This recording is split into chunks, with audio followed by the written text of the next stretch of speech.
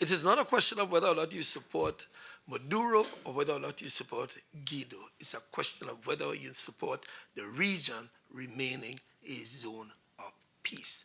We cannot build a wall around Grenada. All we want to do is remain peaceful in Grenada. Foreign Affairs Minister Peter David, addressing this morning's post-cabinet briefing, told the media that Grenada maintains its stance on Venezuela, opting for dialogue as the way forward and not intervention by foreign territories. CARICOM has an interest in the outcome in Venezuela.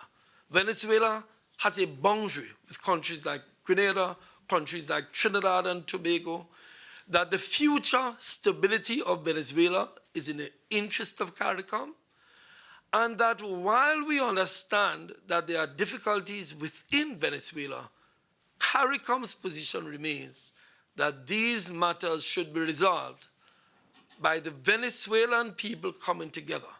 Minister David said that a meeting of CARICOM foreign ministers on the weekend gave the regional heads an insight into the Venezuelan opposition leaders' perspectives and for continued effort to broker dialogue with the Maduro-led government.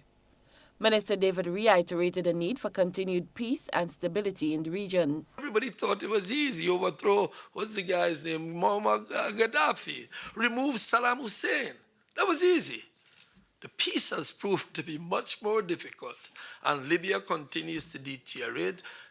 Iraq is still in conflict. We don't want that on our borders. With respect to the meeting of ministers with U.S. President Donald Trump, Minister David says it may not have been reflective of a CARICOM position, but a bilateral or multilateral relationship as individual states.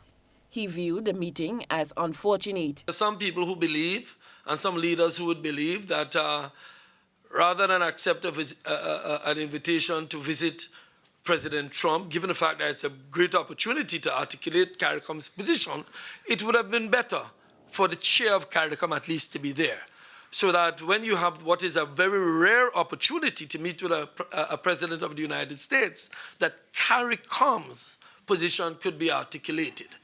But, that wasn't to be. And Cherry and Blackman Stephen, GBN News.